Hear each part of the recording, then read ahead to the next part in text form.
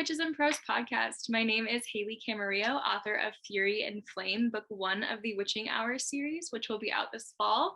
Today I have with me the amazing author Hillary Raymer, who is coming out with her fantasy romance novel, Crown of Roses, this October. It's on pre-order on Amazon and Barnes & Noble right now. Thank you guys. Thank you so much for coming on with me today and meeting me. I am very, very, very happy to have you. I'm very happy to be here. Awesome. So can you tell us a little bit about Crown of Roses? Yeah, of course. So Crown of Roses is about, my main character is Maeve, and she's a blood-cursed princess, and she has to save her kingdom from the Dark Fae, and the only way she can do that is by working with her sworn enemy, who also happens to be a fae. So, ooh, sounds fun. So, definite enemies to lovers. Yes, like that.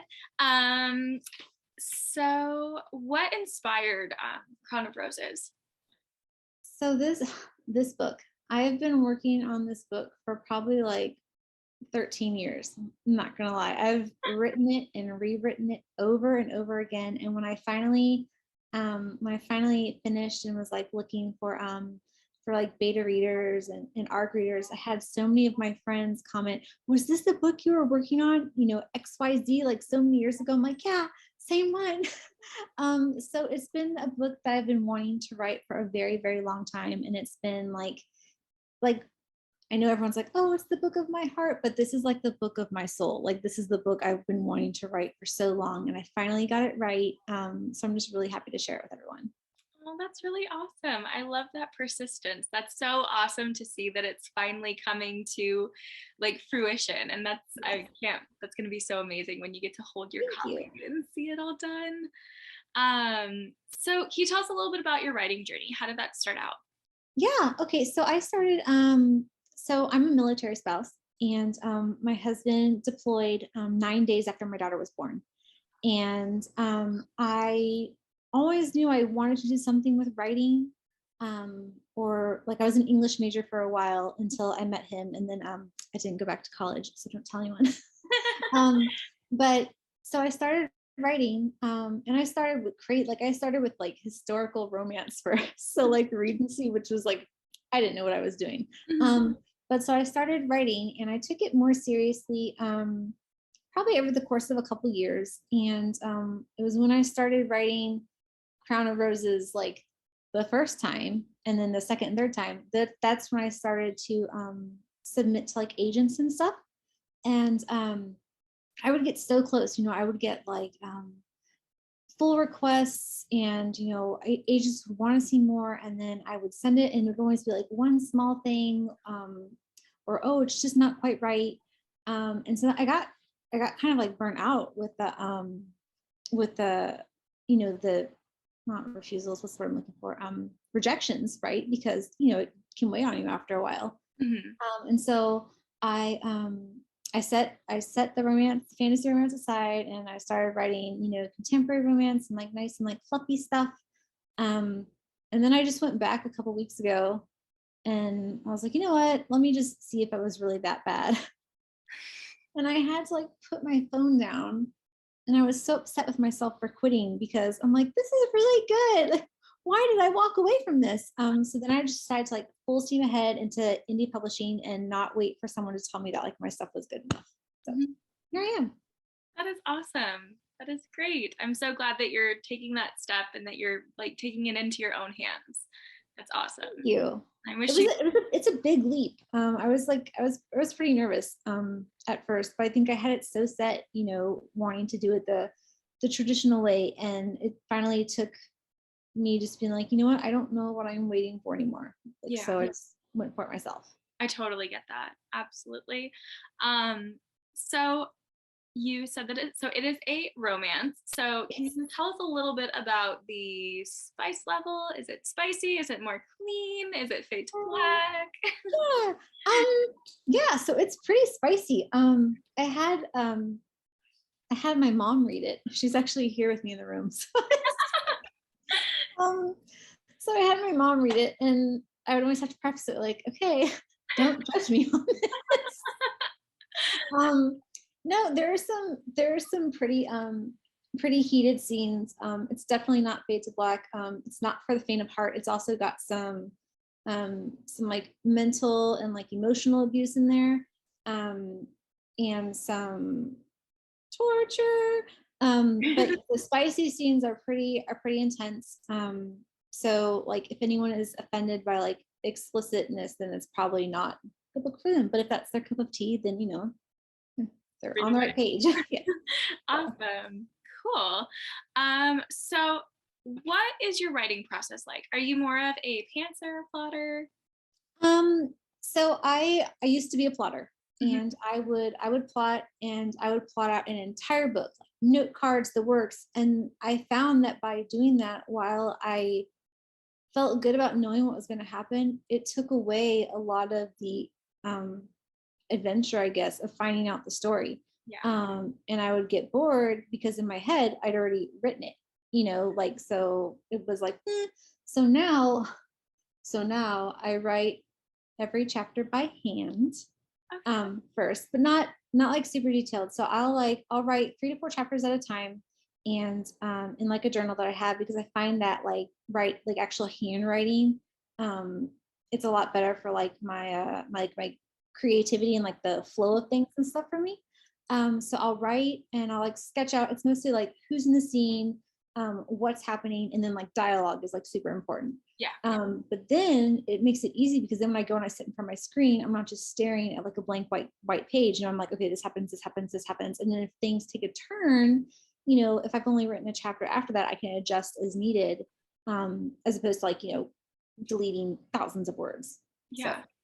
That's awesome. I am also a handwriter. Well, I used to be more, but now my kids try and steal my notebooks. Yeah. So I have to hide mine. So now we do it on our phones. But yeah, I totally understand that feeling of just there's just something about it. Writing by hand, there's something about it that's a little bit different. So that's really cool. And that's really interesting that you used to be a plotter and went more so to a pantser, because I feel like it's mostly the other way around. A lot of times everyone starts out as a pantser, then they move more to a plotter. But I completely understand that as well, because I have a book that I completely plotted out front to back, know exactly every step of the way, and it took out all the adventure it's for the me. fun, yeah, for So sure. it was like, oh, okay, so that one's on the back burner right now. Yeah. I completely get it. Yeah, no, I know exactly how you described it, right on the back burner, because it's like there's no more fun. I know what's going to happen. So yeah. Exactly. All that magic is gone. Yes, the magic is gone. Did you have any struggles with? I know that it took you about 13 years to write. So what were your biggest struggles with Crown of Roses? A lot of my honestly, it's gonna sound horrible, but like I had like my girls were little then. So my oldest, I started writing Crown of Roses probably when my oldest was a toddler, and she's 14 now. Okay. And then like military life is like, that can be rough. So we were on what's called recruiting duty, and it's basically where my husband has to go out and convince young kids to join the Marine Corps. And he was gone all the time. Like he was gone to the point where like my youngest, she wouldn't go to him because she didn't recognize him because he was never home. And she was probably like 7 months old. So that made it really hard to kind of balance like home life and what I wanted to be my career, because my kids were so dependent on me, because for a long time it was just me, even though we were a 2-parent household. When push came to shove, it was just me. So that was like a big struggle. And then a lot of it was self-doubt. I've taken, I feel like I've grown a lot over that time, and I'm much more into, like the power of like manifestation and, positive thinking and stuff like that. And whereas I was not in that kind of headspace a couple years ago. So very interesting. That sounds like a struggle. I mean, I share that struggle too, having a husband who works crazy hours and then they're not home, and it all Yes. falls on you, falls on mom. Yeah, 100%. So I completely sympathize and understand, but I'm glad that it's finally coming to, to life, and that's amazing. So do you have any other completed works, or is this your first? So this is my first fantasy romance. I've got 2 contemporary romances that are out right now. The second one actually just released Tuesday. Awesome. But I've written like 10 books. That's awesome. But they're, that's the kind of stuff I go back and look at. I'm like, oh, no one needs to see that. That goes under the bed. So. That's funny, but that is awesome. 10 books is impressive. That is amazing. Thank you.